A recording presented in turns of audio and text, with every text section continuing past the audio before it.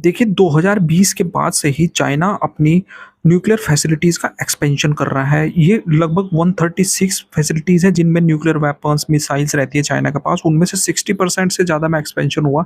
2022 में कुछ विलेजर्स जब उनको शिफ्ट कर दिया गया बिना पूछे उनसे सिचुआन प्रोविंसेस चाइना में, तो वो गए ऑफिशियल्स के पास, उन्होंने पूछा कि हमारे गाँव को क्यों हटाया जा रहा है? लेकिन चाइना ने उस टाइम पर ये जवाब दिया था कि ये स्टेट सीक्रेट है, आपको नहीं बताया जा सकता। लेकिन इस बात को रिवील किया रिसेंटली सीएनएन ने एक अपनी इन्वेस्टिगेटिव रिपोर्ट जारी की जिसमें उन्होंने कुछ सालों तक सैटेलाइट इमेजरी का इन्वेस्टिगेट किया और उनमें देखा कि चाइना कैसे अपनी न्यूक्लियर फैसिलिटीज को एक्सपेंशन कर रहा है। जो उनकी साइट्स है 906 और 931, खास करके इन दोनों साइट्स में बहुत बड़े लेवल पे एक्सपेंशन हुआ है। ये दोनों साइट सिचुआन प्रोविंसेस में ही है चाइना की स्टेप।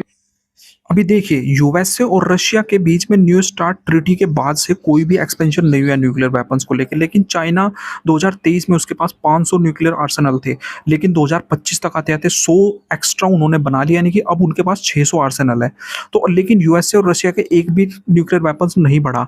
तो अब देखिए चाइना कैसे बढ़ा रहा है, लेकिन चाइना जो है वो खाली न्यूक्लियर वेपन्स नहीं बढ़ा रहा है, वो ऐसी टेक्नोलॉजी डेवलप कर रहा है जो फिलहाल न्यूक्लियर के फील्ड में किसी भी देश के पास में नहीं है। आप समझिए न्यूक्लियर वेपन्स तो बहुत सारे देशों के पास में है, लेकिन चाइना इस तरह के न्यूक्लियर वेपन्स डेवलप कर रहा है फिलहाल, जो कि इन सब न्यूक्लियर वेपन्स को भी बेकार कर देंगे। उनके सामने कोई स्टैंड ही नहीं रहेगा इनका। और आज के टाइम में देखा जाए ना तो यूएसए तो अपने वेपन्स को लेके वैसे ही खाली होता जा रहा है, क्योंकि ईरान ने फिलहाल अटैक किया तो उसमें देखा गया कि उनका जो इन्वेंट्री था ना, खास तौर पे डिफेंस सिस्टम का, वो खत्म हो जा रहा था और बहुत महंगा पड़ता है उनको।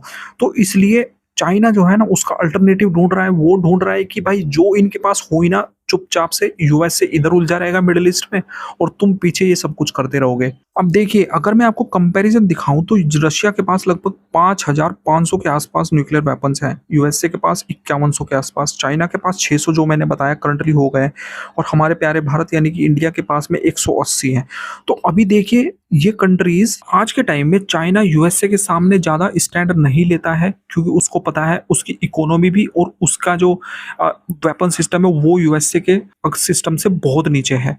तो वो सोचते हैं कि अभी के लिए चुपचाप अपना साइज बढ़ाया जाए ताकि आने वाले टाइम पे यूएसए को टैकल किया जा सके। जिस तरह के यूएसए के काम हो रहे हैं फिलहाल वर्ल्ड वाइड में, ये ईरान के साथ, वेनेजुएला के साथ, क्यूबा के साथ, ये सब हो रहे हैं, तो इनके देखते हुए चाइना अपने आप को तैयार कर रहा है फ्यूचर वारफेयर के लिए। और इंडिया को भी इसमें कदम उठाने पड़ेंगे। इंडिया सिर्फ बातों के भरोसे नहीं रह सकता, काम करने पड़ेंगे।